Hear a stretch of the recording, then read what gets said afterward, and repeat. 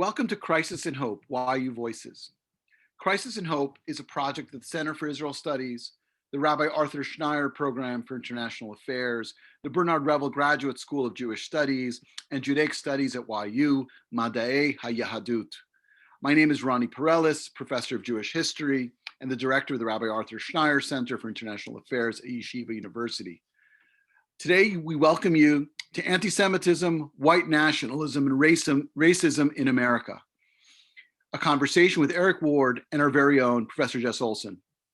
When we began this series in June, we wanted to create a forum that would go beyond the headlines and the tweets and the talking points that often pass for political and cultural discourse. We wanted a space for nuance, depth, and perspective. We believe that the past can inform and bring light to the present and even give us hope in moments of confusion and despair. For that reason, I'm so honored to invite all of you here today for our special guest, Eric K. Ward. Before COVID shut our world down and turned it upside down, there was a spate of horrific attacks on Jews, mostly Hasidic Jews, throughout the New York area. In response, thousands of New Yorkers gathered in Lower Manhattan and shoulder to shoulder, can you imagine that now? Shoulder to shoulder, crossed the Brooklyn Bridge and gathered for a rally against hate. And when I arrived to the rally, together with my wife and kids, I heard the tail end of a rant by a politician criticizing another politician. Hardly the uplifting experience I was looking for. But then a man got up and spoke truth, spoke with moral clarity, and I needed to find out who this man was. That man is our guest tonight. Eric K. Ward is the executive director of the Western States Center, a nationally recognized expert on the relationship between authoritarian movements, hate violence, and preserving inclusive democracy. Eric brings over 30 years of leadership and community organizing and philanthropy to his roles as Western States Center's executive director and senior fellow with Southern Poverty Law Center and Race Forward. Since Eric took the helm in 2017, Western States has become a national hub for innovative responses to white nationalism, anti-Semitism, and structural inequality, towards a world where everyone can live, love, work, and worship free from bigotry and fear. Amen, may it be. In his 30 plus years of civil rights work, Eric has worked with community groups, government and business leaders, human rights advocates, and philanthropy as an organizer, director, program officer, consultant, and board member. Currently co-chair of the Proteus Fund. Eric is a member of the Pop Culture Collaborative's Pluralist Visionaries Program and the recipient of the Peabody Facebook Futures Media Award. Eric is also the author of Skin in the Game, How Anti-Semitism Animates White Nationalism, and he regularly publishes on Medium and the Oregon Way blog. Eric is working on a forthcoming documentary about whiteness and race in America and is an aspiring singer-songwriter under the name of Bulldog Shadow, and that's how you'll find him on Twitter. So without any further ado, let's begin the discussion. Please submit all questions to the chat and we will forward that to the presenters. And I really look forward to tonight. So thank you so much. Welcome. Thank you so much. And it is a real honor to be here. I was sharing earlier before the presentation started that I've been doing a number of presentations. This morning I presented to Congress, but I have to say, as I was doing congressional briefing, I was really thinking about this evening, and I was thinking about it last night, and just really just so humbled to be sitting with you all this evening. You are all leaders in your community. You are all strong thinkers, and I just thank you for your patience. My mother used to tell me that the furthest away from home, the better I should behave. And the reason why was that she wouldn't be there to get me out of trouble. But I really feel like I'm at home. So I'm gonna ask folks to hold me a little bit. We're gonna have a discussion this evening. I'm only sharing my reflection and where it's helpful, hold on to it, and let's dig into it and open it up. And let's find and discover new meanings and for ourselves and for each other. You know, I grew up in Southern California, and I'm going to talk about anti-Semitism this evening, because one of the things that I often tell to folks is that anti-Semitism likely in the United States may have more impact on non-Jews than the Jewish community itself. And it's a very provocative statement, and I say it because it is provocative. But I hope to engage in a conversation today that helps to shine the light on why is Eric Ward, who is not Jewish, who is Black, who grew up poor in Los Angeles, California, concerned about anti-Semitism. And yes, I could talk about why I think all forms of bigotry are wrong. I could spend time thinking about why it's important for all of us morally to oppose different forms of bigotry. But I want to talk about something that we often don't like to hold or we're embarrassed to hold, which is self-interest. So I want to share something this evening. I have a self-interest in anti-Semitism being confronted. As a non-Jew, anti-Semitism is a physical threat to me for many ways, and I want to dive into that. But first, who am I? I'm a kid who grew up in California. I am the third generation of 5 generations of Los Angeles. My family fled Kentucky outside of Louisville in the early 1900s, and they fled the lynching of Marie Thompson. Marie Thompson was a Black sharecropper and a woman who was attacked by a lynch mob one evening.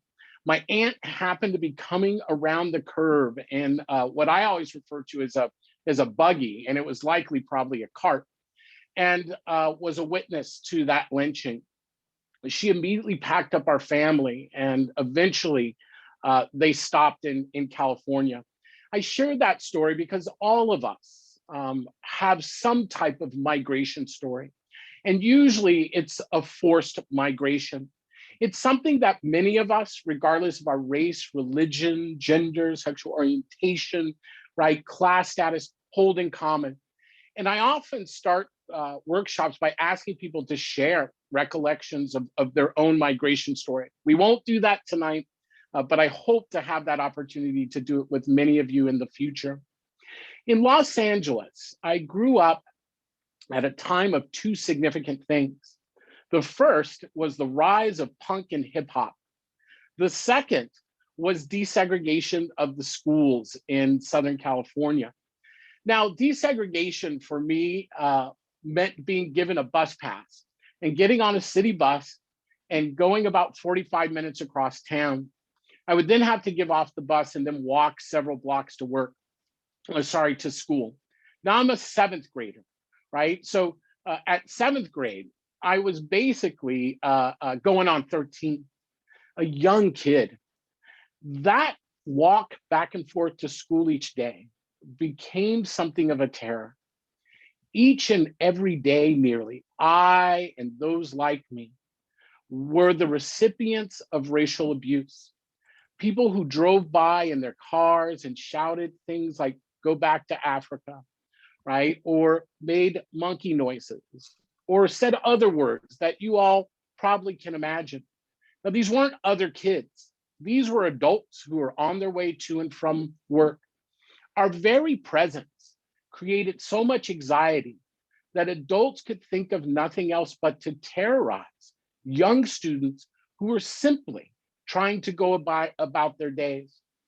It happened so much to all of us, right, that we didn't ever once think about telling teachers or telling our parents. It quickly became so normalized that we never understood that there was something that we could do. We just thought it was the way life was. That occurred until 9th grade. And I remember the moment in 9th grade, I was waiting at a bus stop with some friends. A pickup truck drove by. Someone shouted out something, and one of my friends shouted something back. I remember the brake lights of that pickup truck coming on so vividly. And I remember those men piling out of the pickup truck and running after us. I was in 9th grade at that point, not much older than I had been the first time. But it was a moment where I decided that I wasn't going to run. Now, I'm not going to mythologize what happened. I think everyone could probably imagine how that ended up. But it was the day that I decided for myself morally that I wasn't going to run from bigotry anymore, not bigotry that was directed at me or anyone else. As I said, this was also in the midst of a huge punk scene. It was the rise of punk rock in Los Angeles. And if you weren't in Los Angeles during the rise of the punks and hip hop scenes, apologies, right? But I was, and it was an exciting time. And I'll admit, I even snuck out of my house maybe 50 or 60 times to attend shows, right? It was a vibrant scene that was attempting to find itself, and it was filled with all kinds of diverse folks. There were people of color, there were different religious folks. It was just kids trying to understand who they were. Eventually, other folks started to show up. And these were folks who were saying, some of us couldn't belong. And they began to wear swastikas and they began to physically assault us. This is the West Coast that I grew up in as a young adult. I moved to Eugene, Oregon in 1986. And I'll talk about this briefly because it's important. I remember when my friends asked me if I wanted to move up to Eugene, Oregon. And these are friends that I had grown up with all my life, and we're still close friends, and we have a deep love. And at the age of 21, when they asked me if I wanted to move up to Eugene, because two of them were going to the University of Oregon, I looked at them with the love that a friend has for another. And I said something like, heck no, except I'm pretty sure it wasn't heck. And I remember saying to them, why would I ever leave Los Angeles and move to the Pacific Northwest? If you could have looked in my brain, what you would have seen, right, was San Francisco, a lot of trees, and the Space Needle, which isn't even in Oregon, but in Seattle, Washington, right? I simply had no idea of what Oregon looked like. Why? Because I had never been to Oregon. I had never learned anything in school about Oregon. I had never seen a film or documentary on Oregon. I had nothing to rely on. And because I had no factual information, I started to lean back on stereotypes, myths, things that I thought Oregon might look like. And those myths, quite frankly, resemble Little House in the Prairie, right, in the 1800s, less than it did Eugene, Oregon in 1986. I can say with embarrassment now, I remember asking my friends if Eugene had running water, if they had electricity, right? If there was MTV, remember it's the 80s, right? And if there was McDonald's, because I love the fish sandwich there. And I say that now, it sounds so silly, but those were real information and questions I had based off of a lack of knowledge. I moved up anyway, which I say was one of the most courageous things I ever did. And it was a blessing for my life. My life changed dramatically because I moved from Los Angeles to Eugene, Oregon.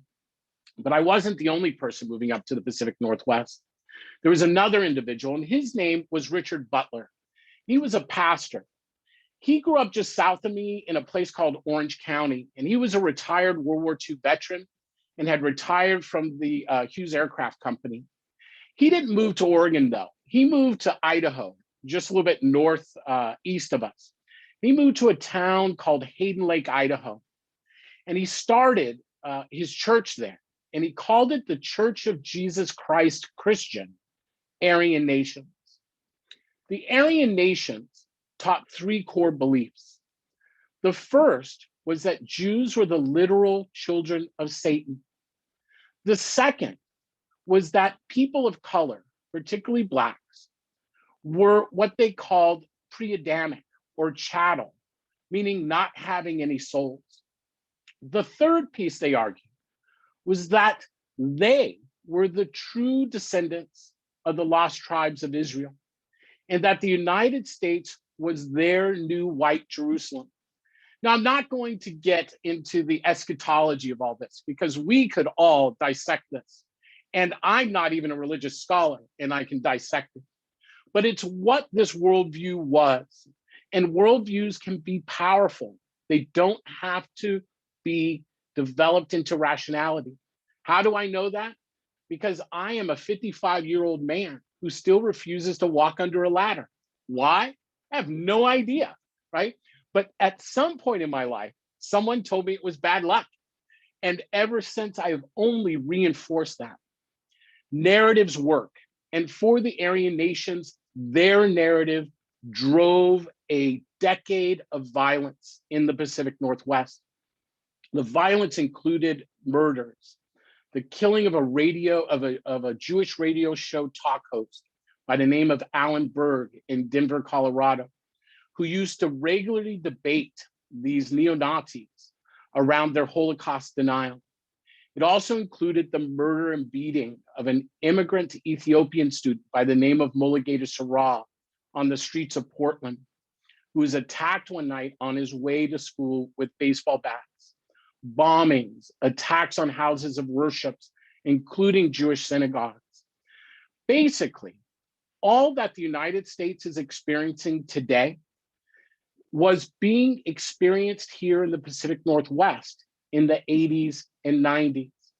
Hate crimes rose over 187%, right, in a 3-year period from 1991 until 1994 here in the Pacific Northwest.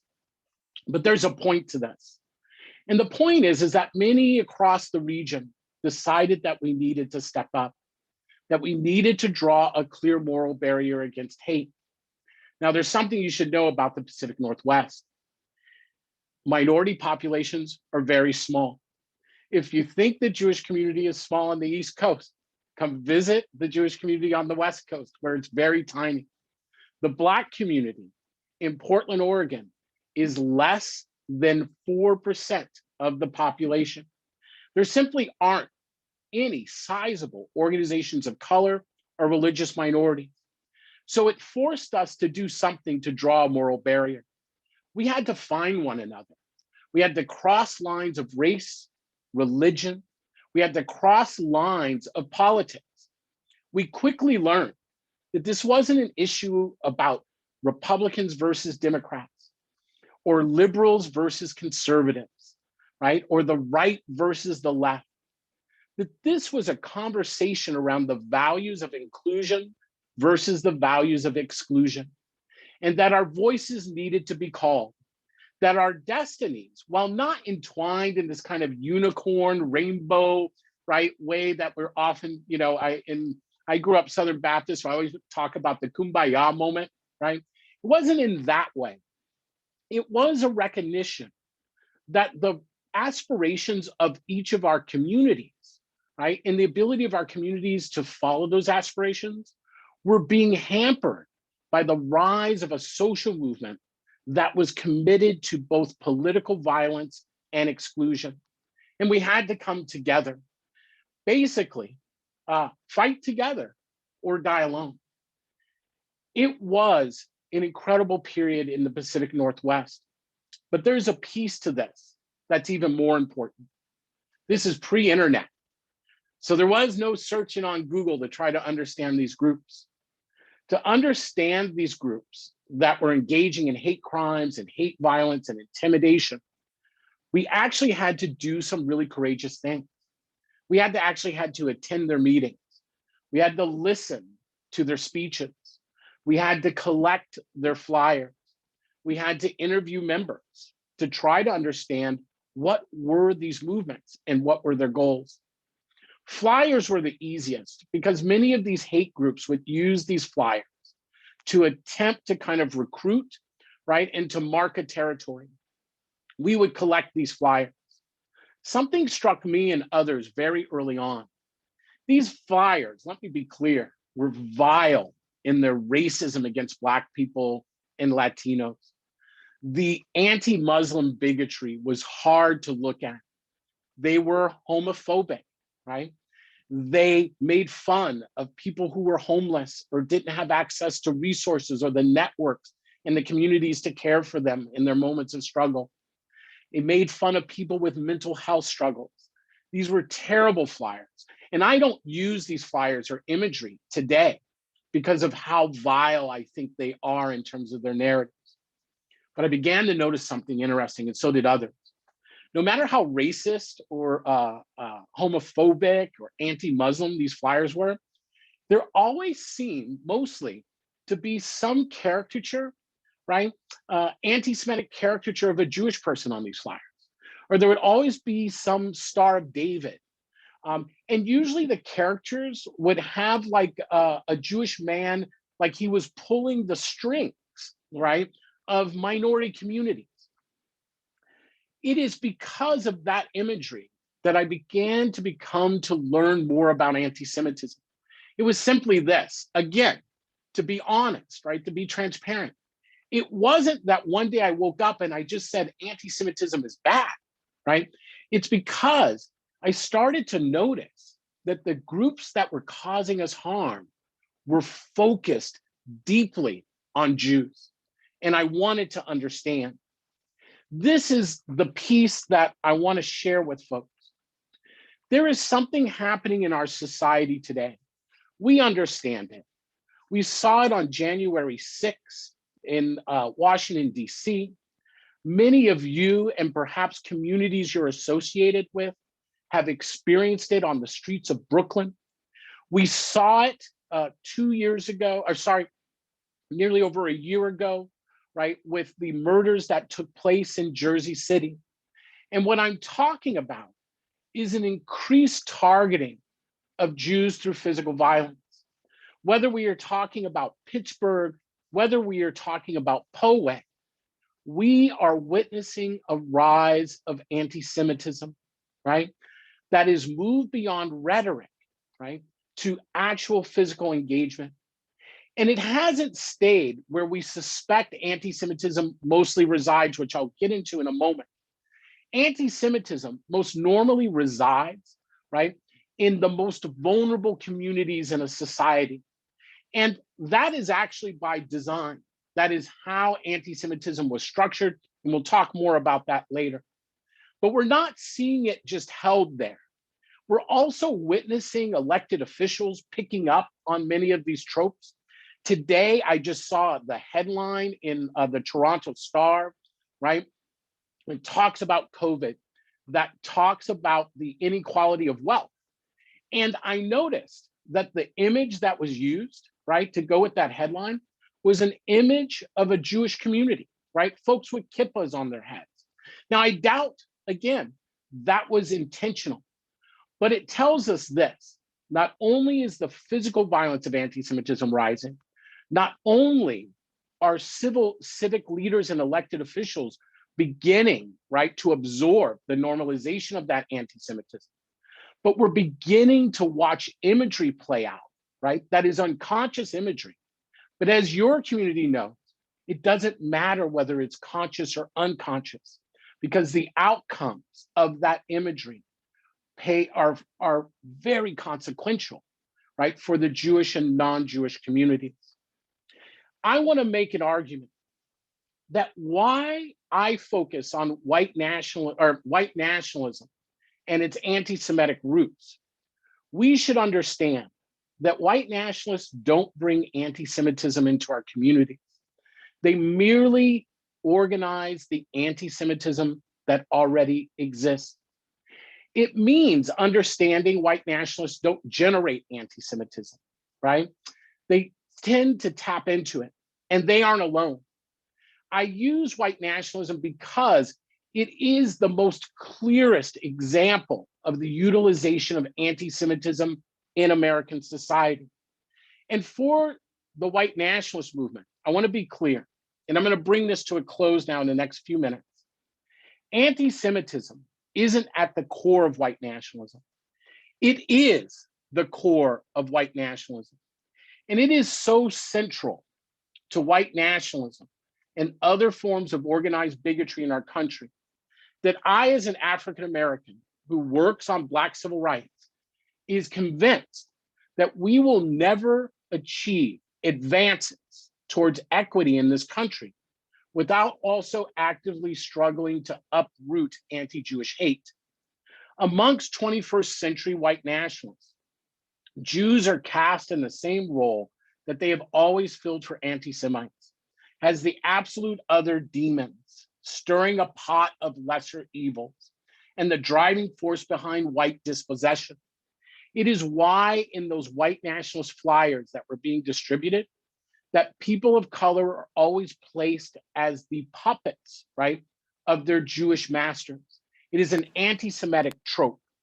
At the foundations of that trope is an explicit claim, right, of invisible Jewish power.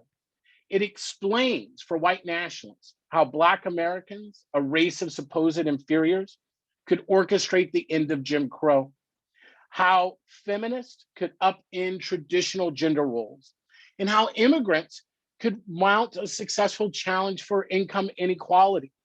People often ask me, where is the anti-Semitism in the white nationalist movement? It's everywhere. When the Tree of Life shooter said Jews were committing a genocide against white people, he was using a language that was intimately familiar to his fellow white nationalists. It is such rabid anti-Semitism that is the framework upon which that entire movement functions. Remember me talking about El Paso, Charlotte, South Carolina, Pittsburgh, and Wisconsin? Sikh worshipers in Wisconsin were killed in a mass shooting by a white nationalist who was acting on anti-Muslim bigotry. In El Paso, it was a mass shooter who targeted Latinos in a Walmart because he hated immigrants. In Charleston, it was an attack on Black worshipers in a church. And in Pittsburgh, it was an attack on Jewish worshipers. While we might look at those as different hate crimes, I think it's important for us to understand something that is factual. In each of those cases, the killers believed that they were waging an existential war against the Jewish community and against a Jewish conspiracy. We have to understand that for many in this country, Jews are placed as a nefarious other, not just a religious other, but a racialized other. The roots of that narrative come out of the protocols of the learned elders of Zion, an anti-Semitic narrative that was developed in the early 1900s, right, to place the blame of democracy, right, on the Jewish community. As those in royalty, particularly in Russia, are becoming concerned about the rise of democracy, the rise of rights amongst people, Jews were cast as the plot makers. The protocols purport to tell a story of Jewish elders who gathered in the cemetery at midnight. That should have been the first clue it was made up, who plotted the takeover of the world. The protocols argue a very attractive narrative. It is a narrative that there is a secret Jewish conspiracy at work to destroy white European Christendom, right? Through the control of media, the economy, and politics. It is a narrative that has been used for over 100 years to great success. And like everything, it mainstreams itself in ways that we don't often realize. I'm going to give an example of how popular that narrative is and why it's so effective. Have you ever heard of an old show called The X-Files? And I say old now because I'm 55. The X-Files was a show that aired for several seasons that purported to tell a story, a fictional story, right, about two FBI agents who believed that there was a conspiracy, right, of aliens who sought to invade and take over the world and infect the world with an alien virus. And that only a few people were aware that this conspiracy was going to take place, and that these aliens had taken control of governments and entertainment and the economy in order to facilitate this conspiracy. And that these FBI agents were the only folks to know who it was, and they needed to wage this battle to wake up people. If you understand the plot line of the X-Files, you understand the plot line of the protocols of the Elders of Zion. Now, caution, not saying Chris Carter and the X-Files set out to tell an anti-Semitic tale. That's not what happened here. What I'm pointing out is that the narrative has mainstreamed itself in ways that we no longer even realize. When we hear someone talk about Black people as welfare queens or thugs, all of us have an idea that that's a dog whistle. and what that means, right? When we hear the word reverse racism, we understand that that may be a dog whistle. But when we hear the word globalist, when we hear the word international banker, when we hear the word political elite or Eastern establishment, we forget that those were anti-Semitic dog whistles, right? That have been refined for generations now. And we don't understand, because we don't recognize them, that we need to push back. So I say this in closing. We fight anti-Semitism because anti-Semitism is a threat to all of us, not only physically, but this idea that a conspiracy exists is, quite frankly, anti-intellectual. What it does is it creates this idea that we have no agency over the decisions in our communities and in our lives. It says that we have no agency or credibility. For decades, I have watched anti-Semitism be used to deny Black people legitimate grievances around racism in this society and our own agency. We don't even get to claim the victory of the 1960 Civil Rights Movement, because this country often taps into anti-Semitism to say that it wasn't a Black-led struggle, but a Jewish conspiracy, that Black people have no legitimate grievances that need to be heard. It's why we push back against anti-Semitism. At Western State Center, we worry less about who is an anti-Semite, and we focus most on what is anti-Semitic. We believe by engaging in that conversation courageously, leaning in, understanding that there is still much to learn, that we will raise a conversation in this country that strengthens all of our communities. That is the fight for anti-Semitism in this time. And it's why it needs to sit at the table of other forms of bigotry in this moment. It doesn't mean that it's the same as anti-Black racism. What it means is that anti-Semitism is its own specific threat. Why? We are in a time of great change. And as people look to anchor themselves, they will often lean into things that they are familiar with versus the unknown. And my argument to everyone listening to me tonight is anti-Semitism is more well known in the American public than we would like to admit. And the best way to inoculate ourselves from that anti-Semitism, right, is not to shut down a conversation on anti-Semitism, but to open it up and to lean in.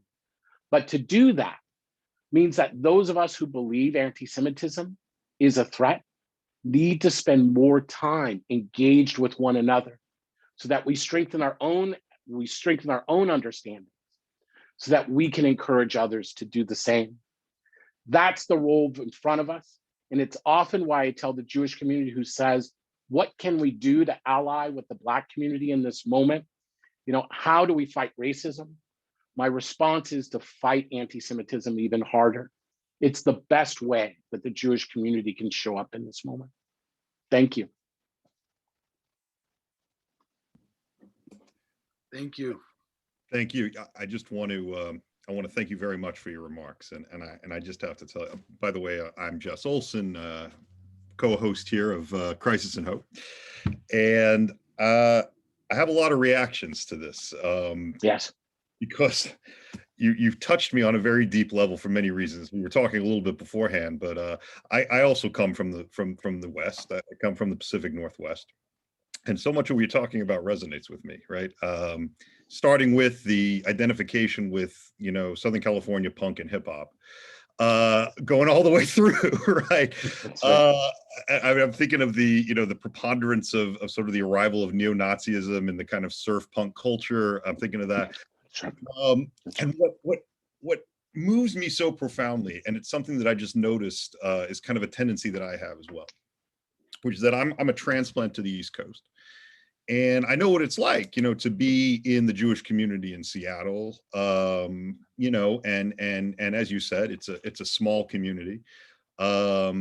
and it's one that just has to kind of have a different relationship with diversity than larger Jewish communities.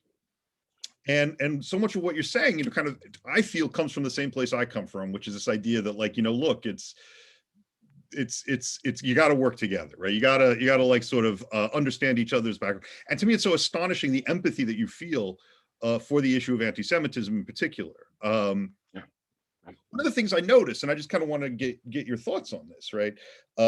Having been in the East Coast for the last decade plus, is these conversations are much harder between groups here.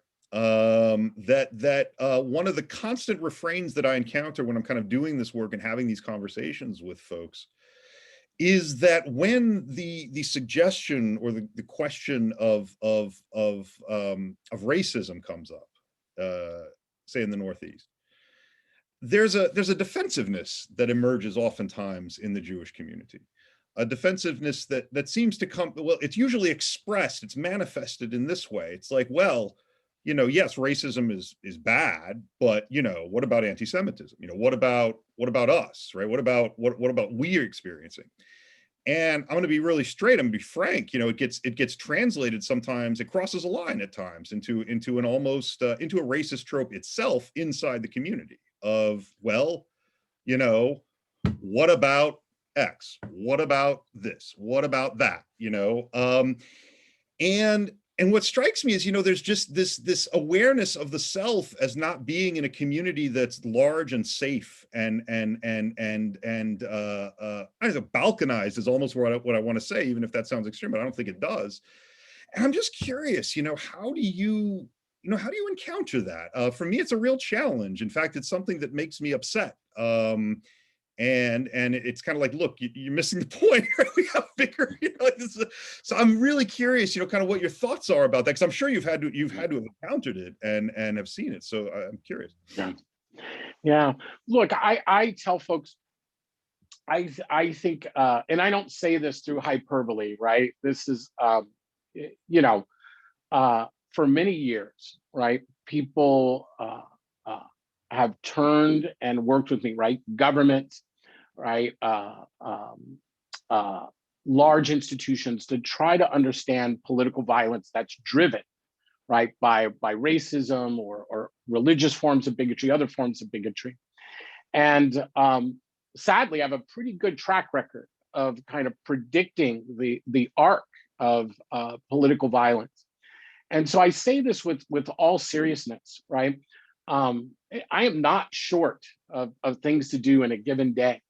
And I try to say to folks, both non-Jewish and Jewish, I'm talking about anti-Semitism because I'm trying to tell folks that we need to be very concerned about anti-Semitism, right? And not that anti-Semitism exists, right? I have a friend in the Haredi community who has made a good argument, right? That Eric is talking about it, creating more problems, right? And I think, look, I don't absolutely deny that, right? There are times when we talk about it in ways that I think could set space for copycats, right? We need to do much a better job of how we respond and how we talk. But I want to say something else. Yes, anti-Semitism, or let me start this way. Anti-Jewish bigotry, right, is one of the oldest forms of bigotry in the world, right? Only beaten out by this world's hatred of women, right? Misogyny is the only one that beats it. So anti-Jewish bigotry has a very long arc. Anti-Semitism is one piece of that arc, right? And what makes anti-Semitism different is that it doesn't treat Jews as a other culture or other ethnicity or an other people, right? It treats Jews as if they are another race, right? And in some cases has something wholly different than human in terms of that racial makeup. That's what makes it so dangerous. And it's being organized. It's not just that it exists in society. If it just existed in society, that's one thing. But it's being organized and tapped into, right? And that's the real danger. Look, We can't fight anti-Semitism by staying inside the Jewish community, right? The Jewish community has to be external on this. But to be external also means acknowledging the Jewish community can't fight anti-Semitism on its own, right? And I can't fight it on my own. The Jewish community can't fight it on its own. And we have to come together to fight it. But how do we do that in a society that hasn't had a real discussion on anti-Semitism in, if ever, right? That discussion has happened strongly within the Jewish community, yes. That conversation has happened around the Holocaust, the Shoah, right? But not as much as folks think, but it has happened.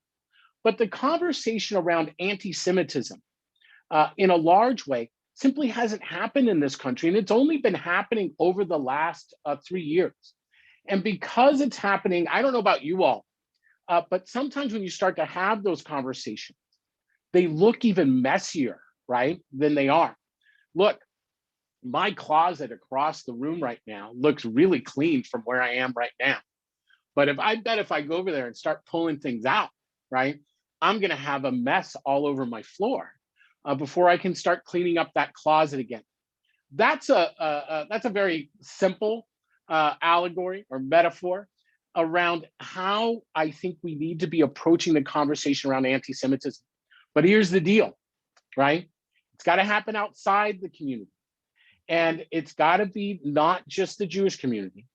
And it's hard to have a conversation with folks if you're not willing to admit that they also experience bigotries, not in the same way, right? But that they also experience different forms of bigotry.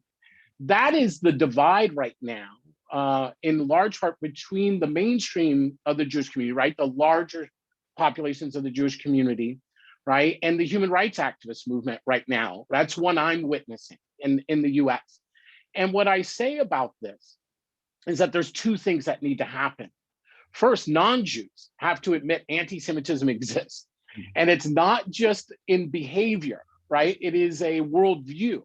And all of us, including myself, right? Because I think it's important to be transparent and humble. All of us are impacted by that worldview, right? In ways that we may not even always understand. I can't imagine that I've spent 3 years in conversation with the Jewish community and I have not made one stumble. That's impossible, right? That's the grace of the Jewish community as part of this conversation. And I've learned a lot about anti-Semitism as part of that conversation. So if I've learned a lot in that conversation, think about folks who have never wrestled with anti-Semitism before. That space has to be open. Look, it doesn't mean if we wait until folks are perfect on issues. Imagine if I only talked to the Jewish community if it got anti-Black racism well, right? I would probably have talked to 20 people over the last 3 years, right? Not because folks are racist, but because systems of racism are complicated to understand and they're hard to sometimes see. I learned this lesson a few years ago around curbs, right? Street curbs for folks with disabilities. I never noticed, I never at all ever took notice to the fact that I had to step off and on a curb as I walk around. That's just how I live my life every day.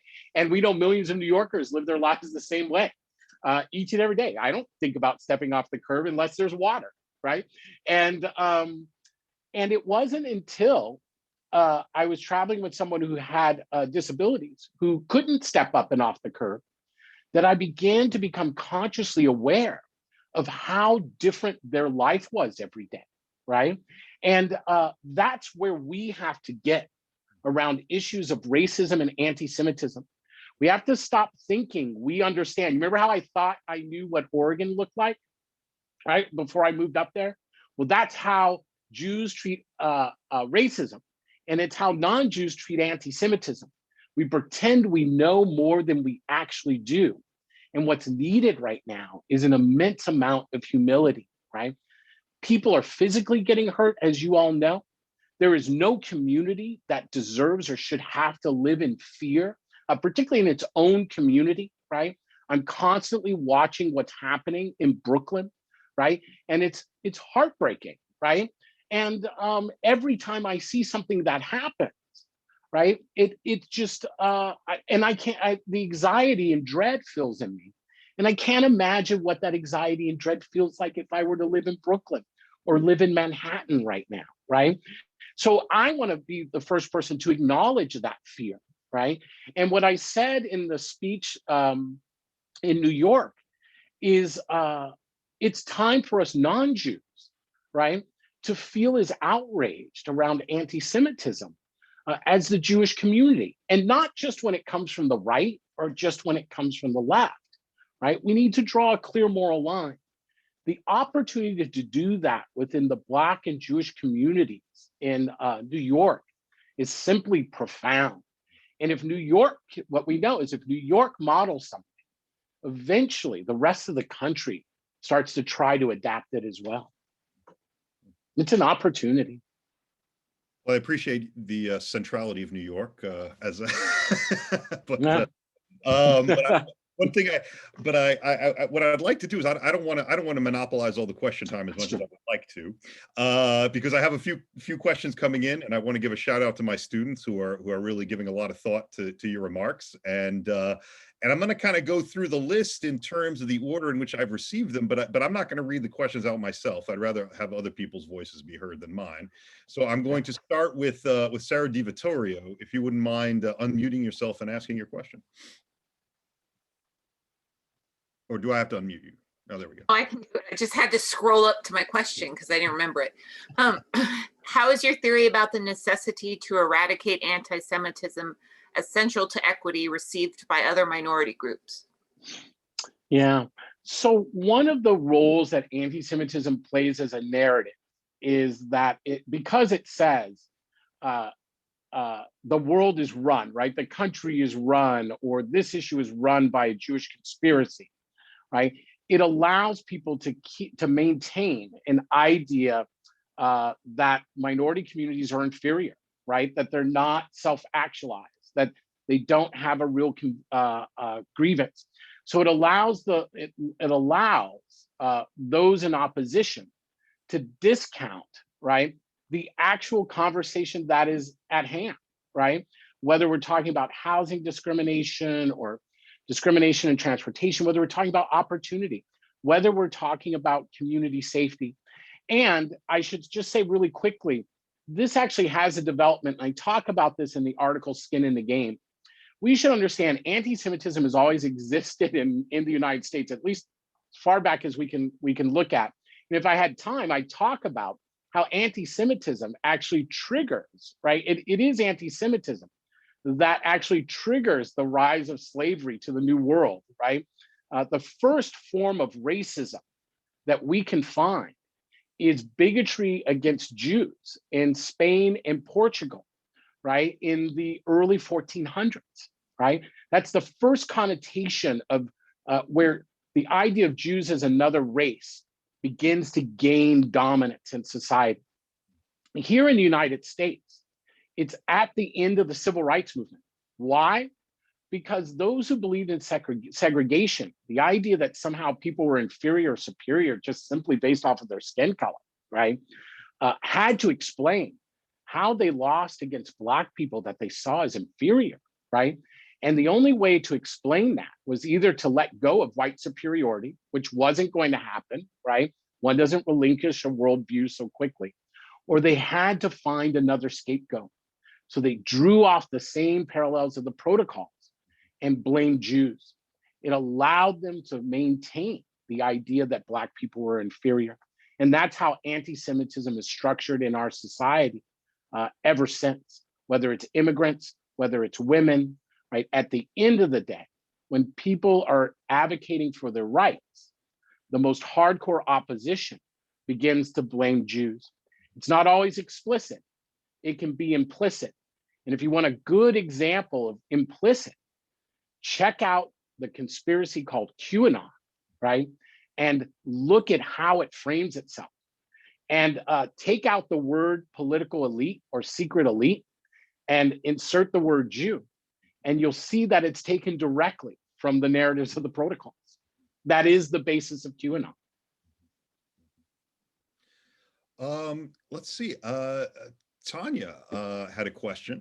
Tanya Tolchin. Hi, Mr. Ward. Hi, this is excellent, very interesting, informative talk. Thank you for coming. I wanted to ask you something. I know I'm going to turn around the table a little on this one, but there's there is a Jewish attitude out there. It's complex that sort of ignores, to its own peril, perhaps, the anti-Semitism. For instance, many Orthodox Jews supporting Trump and ignoring the dog whistle, for this, for whatever reason, this presumed support of Israel or whatever. And this is not a new phenomenon. There's a book out there called The Deadly Legacy: German Jews and the Great War, written by someone named Tim Grady, which was published by Yale Press very recently. Was not mentioned at all in Jewish studies. This book got rave reviews, but it made people uncomfortable. And why? Because in the interwar period, before the rise of Hitler, not only did Jews fight in World War I, but they looked upon, like their German compatriots, others, Poles, Danes, others who the Germans saw as others. The Jews also castigated others as others. I was reading this and I found this quite disturbing. And I know and I hear what you're saying, but I think part of the problem resides, I hate to say it, in the Jewish community itself.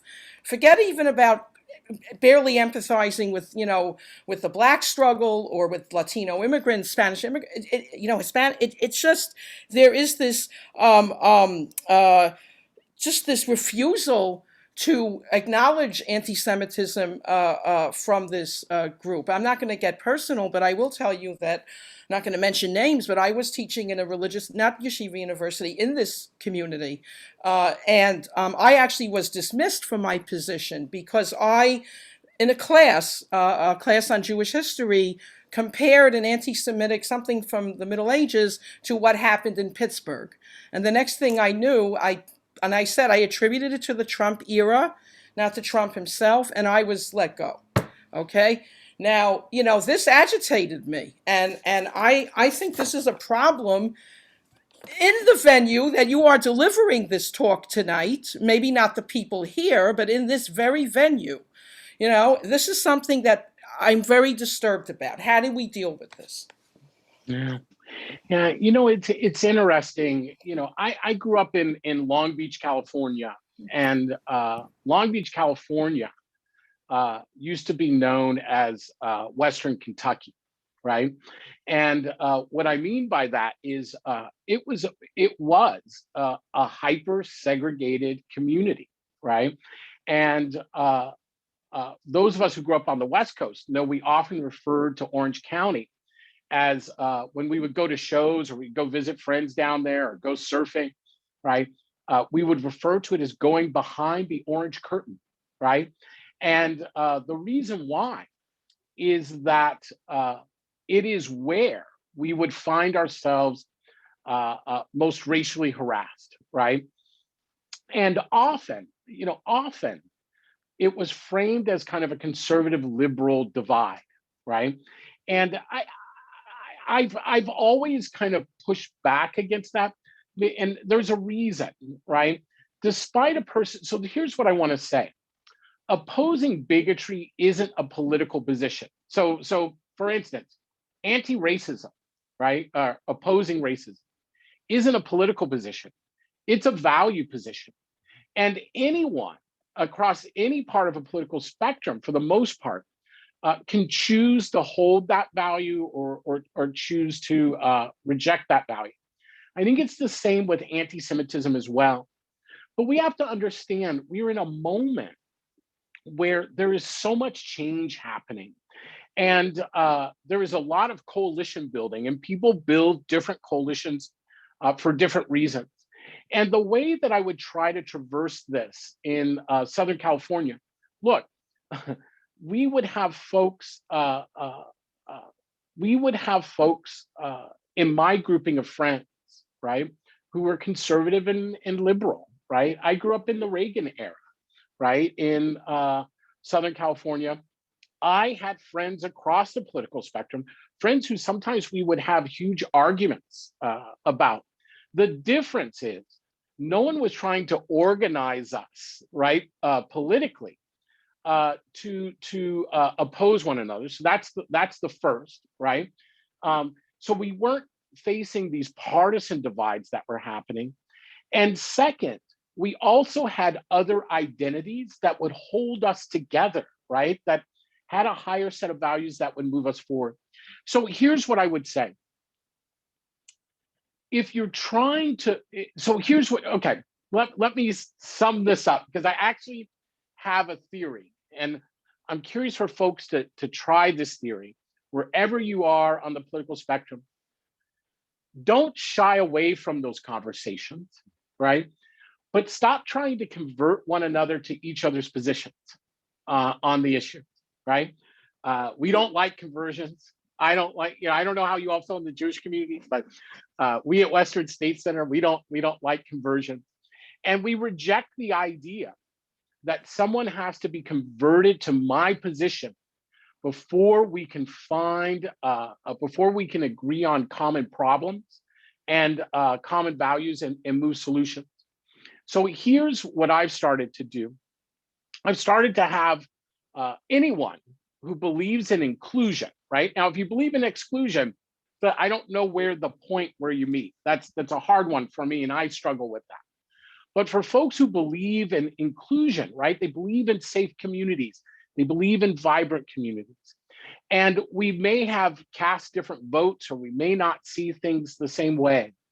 I start the conversation by saying, let me try to understand what values we have in common, right?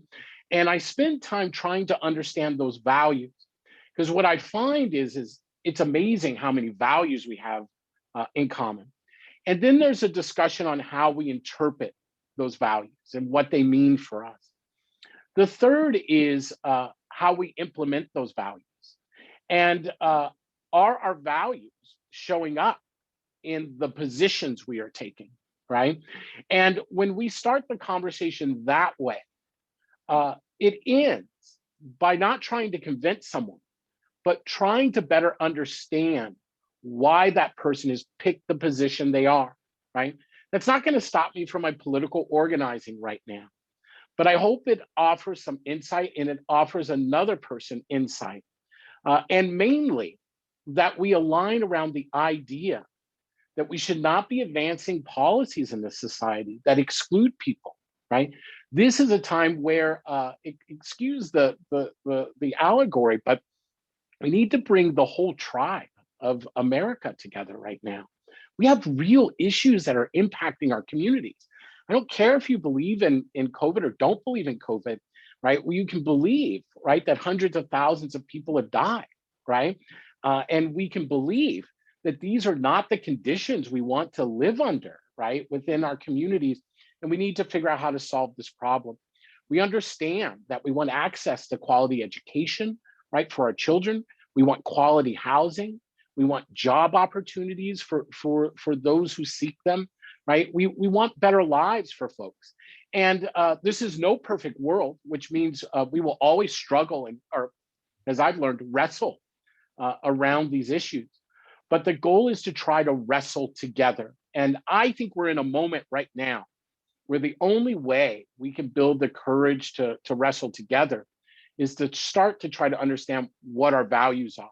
The reason I oppose white nationalism, not because I'm opposed, right? It's not an opposition to white people, right? It's not an opposition to the idea that America is a multiracial nation, right? I'm opposed to white nationalism because white nationalism brings fear into our communities, and fear is not a value, right? That is useful or productive in addressing the problems that do approach us. So that's a way that I try to approach it. I just say be kind. And the last thing I'll say is you'll never convince anyone by arguing with them. You'll help them better build arguments to defend themselves. But listening to people really does shift But you have to have that patience, right? It would be hard for me to sit and listen to someone right now who doesn't believe that there is a disproportionate abuse of unarmed and killing of unarmed Black people. It would be very painful for me to be able to hear right now. But there are others who can have and hear that conversation right now and open up that space. That's what we have to do for each other right now. And I can do it around anti-Semitism, may not be able to do it around policing right now. And it doesn't mean I hate police officers, right? I'm not a shallow person, I'm very nuanced, right? What I'm saying is that's a hard conversation and I have to recognize that. But I have to have the conversations that I can have right now. And one of them is anti-Semitism. And I can have it regardless of who a person voted for. I think that I just want to add one thing to what you said, which doesn't need anything added, but I'm going to do it anyway. Please. Is you don't blame. You don't That's blame. Right? Like the poison that gets into the well, in a sense. That's a terrible metaphor. But the idea, right, what gets into it is this idea that no, we gotta blame, we gotta find who, and what you're saying is this kind of radical openness. We're like, look, we gotta just understand what we have in common. We have to understand what we can start and build from, and blame. What's the use of that, right? Which I think is really compelling, really compelling. Well said. Thank you. So I want to respect your time. We've gone over an hour, but if you have a couple more minutes for a couple more questions, I'd really appreciate it. I've become long-winded under COVID, so please go. All right, I have time. Okay, so I want to turn to my student Laura Vosper, who is in. I just have to tell you because I like to brag about this. She is currently in Tel Aviv. She has been taking class every Tuesday night. I don't know, what is it, 2, 3 o'clock in the morning? I keep asking. Yeah, what? 3 o'clock in the morning, and she has. I mean, I don't deserve this. I'm just saying, Laura. So, please ask your question. Dear Mr. Ward, I want to start by saying that your compassion for our people is heart-touching, and I yearn and hope for our people to have as much compassion for the young African Americans losing their lives all across America. I have a question because I feel I am a liberal person. I am Israeli American. I served in the military. It was compulsory, but I do believe it was the right thing to do. And at the same time, I am pro-Palestinian, and I think every African American, it makes sense for them to be pro-Palestinian. I'm just wondering, how can we convince some of them that it should not justify anti-Semitism? Yes, it's a great question, and thank you for 3 a.m. That's it's amazing. I hope you at least reward yourself by being able to walk a little bit down and watch the sunrise over the water. But thank you for joining. Look, I think you bring a really important question. We all understand that Israel and the Palestinian territories are what I call a third rail, right, of the discussion around anti-Semitism, around the respect, of rights, and in the United States. I think often what we don't realize is just how much anti-Semitism just exists, right? And it doesn't make us bad people, right? So if I say racism exists and that we all practice racism, I'm not calling everyone a member of the Klan, right? And I'm not even excluding myself from that. What I'm saying is just, look, it's in the air we breathe, and it's not surprising we would breathe it in and breathe it out. Enough science around the brain and mind have been done over the last, right? We know more about the human brain over the last 15 years than the entire history of humanity. And one of the things we know is that that bias resides in the unconscious part of the brain, right? And it tends to come forward under times of immense stress. All of us could admit that this is a world under a lot of stress right now. And it's not surprising we're seeing a rise of bigotry. However, I think you're exactly right. There is no excuse, right? There is no excuse for the promotion, right, or the defense of bigotry, regardless, right? Regardless. Look, I can be opposed to the system of white supremacy, right? Prejudice or bigotry shown towards white people is not useful to moving our society together, and it's not moral, right? And I think in the same way, what we have talked about, what, you know, the debate that's happening in the progressive community, because that's where I sit, right? You're liberal, right? I may be to the left of, depending who you talk to, right? Though I like to say my left friends think I'm conservative, but my liberal friends think I'm left, and I don't know what conservatives think about me. But I think it's important to understand this. There are three kinds of phenomena that are functioning around the conversation around Israel and the Palestinian territories. There is a conversation that is influenced around Israeli policies, right? Which I frame as, you know, people can critique policies of Israel, right? There is anti-Zionism, right? Folks who are opposed to Zionism, right? And then there is anti-Semitism, right? I point to anti-Semitism as an important anchor, because if you don't have an understanding of anti-Semitism, it is likely going to show up, right, framed as anti-Zionist or anti-Israel, right? But it'll still be anti-Semitism. It's just become couched. Now, can a person have legitimate criticisms of Israel? Absolutely, right? Policies, absolutely. Can folks have criticisms or disagree around Zionism? Absolutely. I'm not one of them, right? But you can be in opposition to Zionism. What you can't do is to allow those positions to be justification for anti-Semitism. And anti-Semitism often comes into play, in my opinion, because it uses Israel in the same way that Jews get used, as somehow being specially nefarious, right? Somehow being distinct, right, from problems that exist in other societies. So I'll give you an example of this, right? Lots of communities build advocacy groups that do networking, right, and try to move policy and laws and organize folks. When Jewish communities build organizations, those organizations are seen as more nefarious, right? Things that the Jewish community does is held to a different standard, right? It's a different form of racism. Same thing happens in the Black community, right? We get held to different standards, not the same as anti-Semitism, but we do get held to different standards. And that, to me, is one of the challenges. So what I say to folks is, yes, be an advocate for inclusion, be an advocate for human rights. I'm a human rights advocate, right? But if you're going to be a good advocate around the conversation of Israel and Palestine, you have to be strong on anti-Semitism, right? You can't be lazy on it. If you're going to do work with the Black community and you're not Black, right?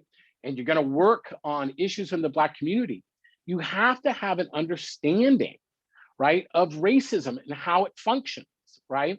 And the role that it plays, right, in hard conversations in the Black community, right?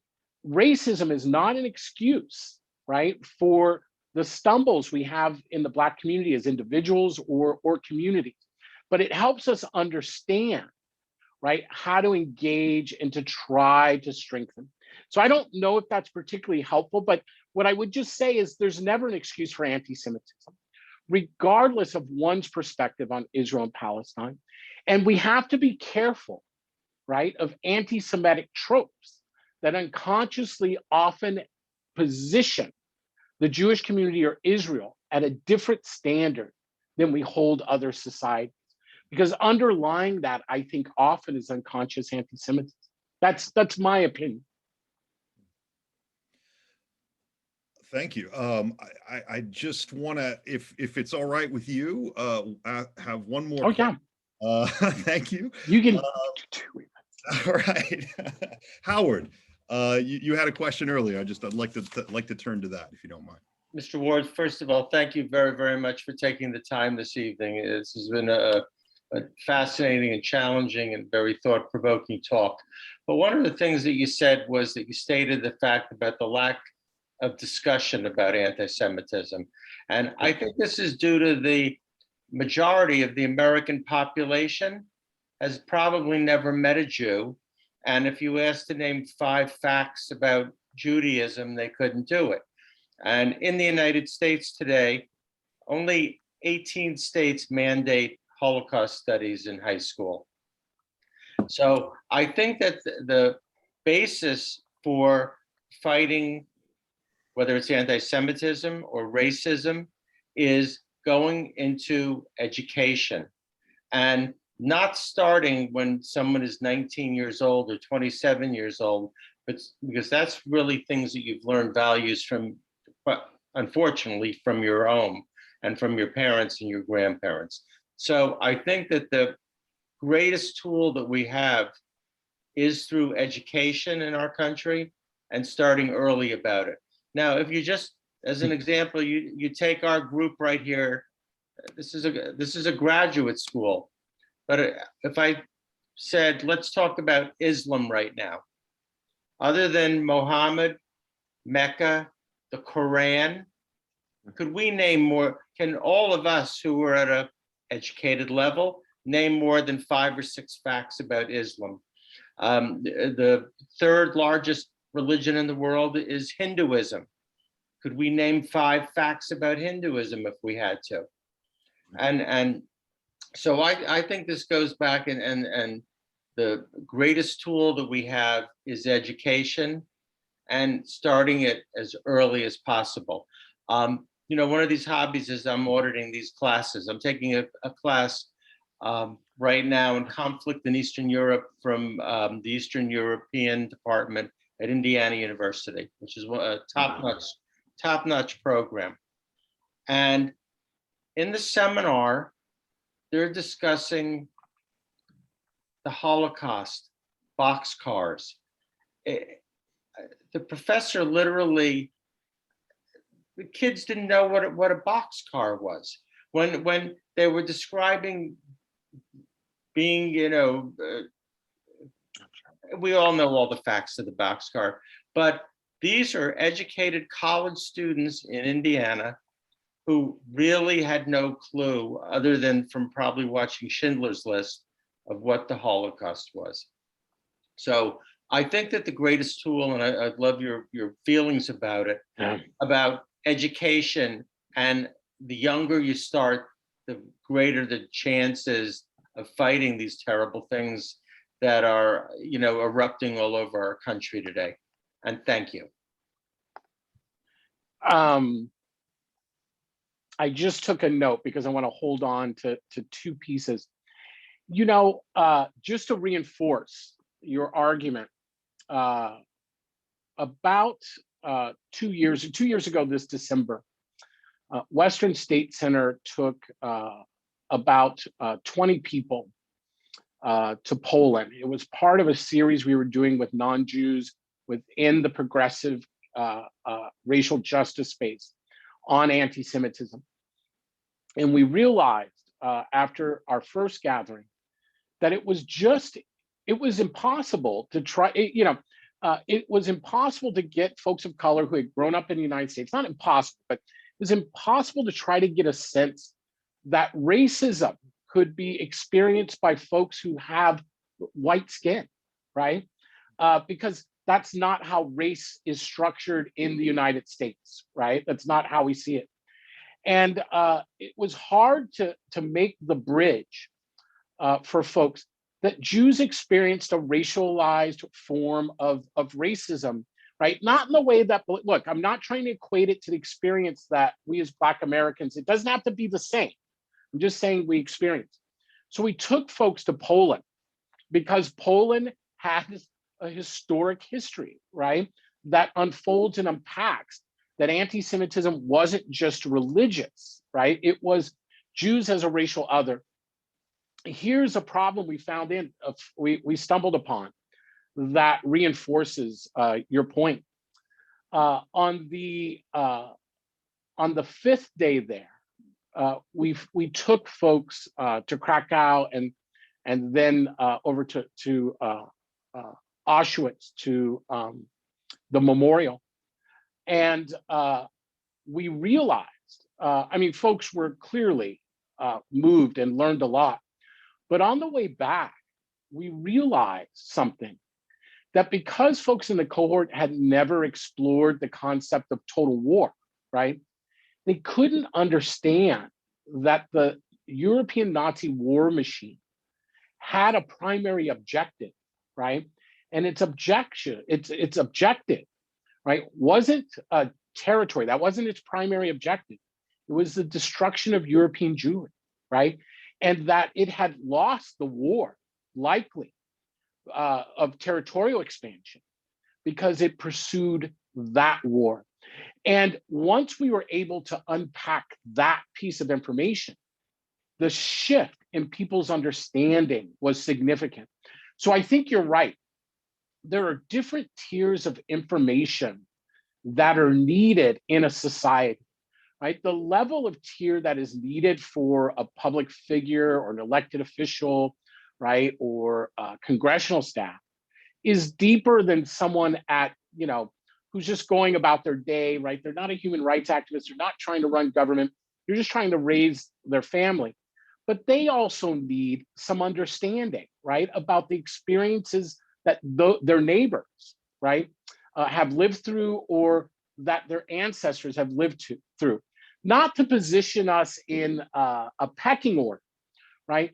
But by understanding one another, we actually begin to understand things we have in common, right? I have Jewish friends whose families have fled, right? They fled pogroms in Eastern Europe.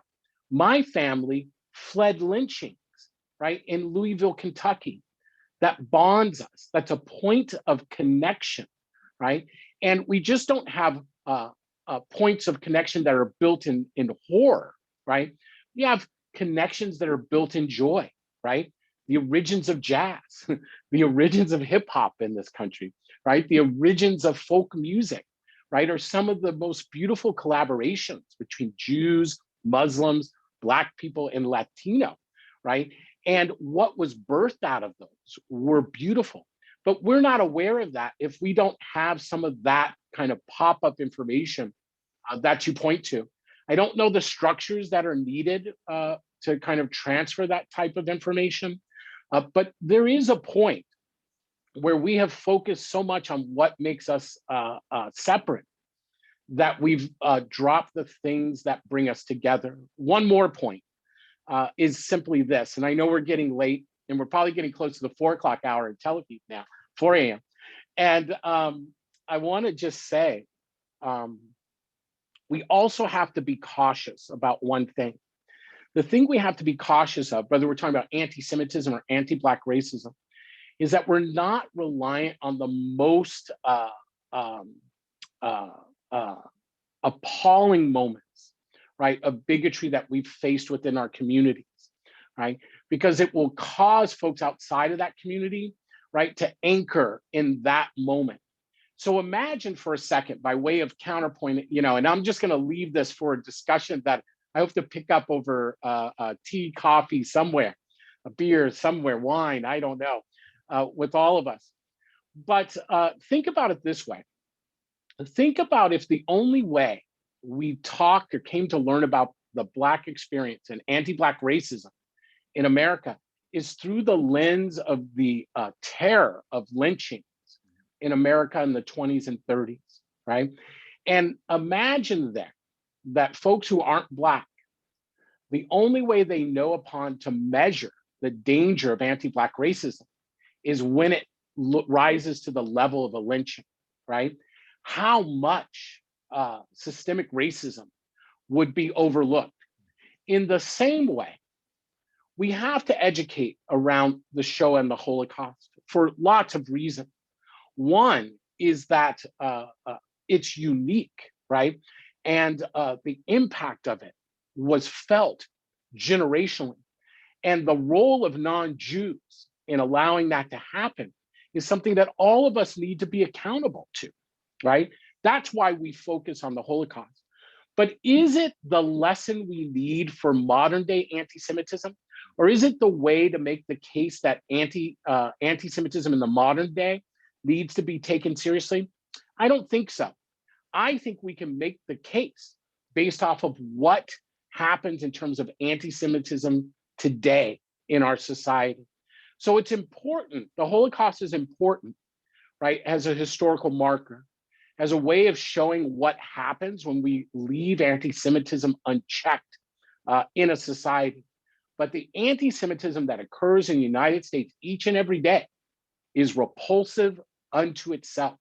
And not only is it repulsive, it's dangerous to all of us. And that is what I would tell graduate students to start diving into. Let us better understand how unconscious anti-Semitism functions in American society. What are the implicit and explicit tropes that come into play? And how are they not just an annoyance, right? How do they play and reinforce patterns in our society, right, that prevent us from moving forward together? And education is absolutely key to that. So please keep pursuing that. I'm looking for the perfect curriculum. I'm looking for ways to expand people's interest. And as you said, right, we can't forget the line of faith in this conversation as well, because racial disputes often become coded into religious tensions. That's one thing we know. And so getting to this point early on is where we need to go. Yeah, I don't disagree at all. Howard, thank you for the question. And That's a great question. I agree. And with that, I think we should perhaps close this evening's program. Eric, I just want to thank you so much again. I can't really say enough about how important I think it is for you to speak to our community, speak to this community, the YU community. And as Ronnie said before, and as you alluded to a moment ago, I really look forward to the opportunity of having these conversations together in person further, because I think the work you're doing is so, it speaks to me very deeply. And I just want to thank you again for your remarks tonight. Thank you so much. Thank you, everyone. And I wish you all peace. Thank you very much. Thank you very much. Really, and really, we do look forward to hosting you in person. I look forward and having more conversations and going to that next level. And I want to thank you for challenging us to think deeper, to be wiser and kinder, and to always embrace nuance. And so thank you. Thank you so much for coming. I'm really happy this evening happened, and and we'll continue. I don't even want to say goodbye, but I'm just going to say goodbye. To say goodbye.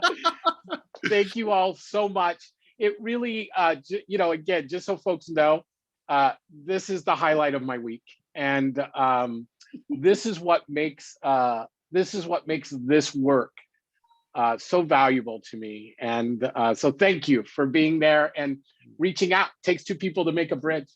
Yes. Let's keep on doing it. Absolutely. Thank you, Dr. Olson. Bye, everyone. Thank you. I want to thank our sponsors. I guess I'll do the official closeout. I want to thank our sponsors, the YU Center for Israel Studies and the Rabbi Arthur Schneier Program for International Affairs, the Bernard Revel Graduate School of Jewish Studies and Judaic Studies at YU Madei Yahadut. For more information about our ongoing and upcoming events, which we have a lot of still this semester, go to yu.edu Crisis and Hope. And for recordings of previous events, you can find it there as well. And Shalom from Yeshiva University.